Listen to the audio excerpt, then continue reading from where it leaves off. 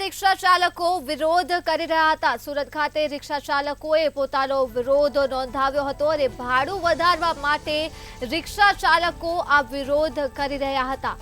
ત્યારે સુરતના અલથાડ બ્રિજ પાસે ઘટના બની છે જે પ્રકાશમાં આવી રહી છે। અન્ય જગ્યાએથી પેસેન્જર બેસાડતા રિક્ષા ચાલકોને રોકવામાં આવ્યા હતા અને વિરોધીઓએ રિક્ષા ચાલકોને રોકતા પેસેન્જરોને પણ ભારે હાલાકી પડી હતી। પોલીસે ઘટના સ્થળે પહોંચી સમગ્ર મામલો થાળે પાડ્યો છે। સુરત ખાતેથી આ માહિતી મળી છે જ્યાં રિક્ષા ચાલકો વિરોધ કરી રહ્યા હતા। ભાડું વધારવાની માંગ સાથે રિક્ષા ચાલકો વિરોધ કરી રહ્યા હતા અને સુરતના અલથાડ બ્રિજ પાસે આ ઘટના બની હતી જે પ્રકાશમાં આવી રહી છે। અન્ય જગ્યાએથી પેસેન્જર બેસાડતા રિક્ષા ચાલકોને રોકવામાં આવ્યા હતા। વિરોધીઓએ રિક્ષા ચાલકને રોકતા જ પેસેન્જરને हालाकी થઈ હતી।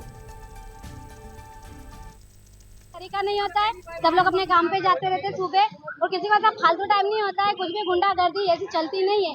पुलिस के होते हुए भी ये लोग कैसे काम करते हैं, आप ही बताइए भैया, ऐसा कोई करता है क्या? सविता सविता बेन क्या थी, क्या जल रहा था और क्यों प्रॉब्लम थी? हम जा रहे थे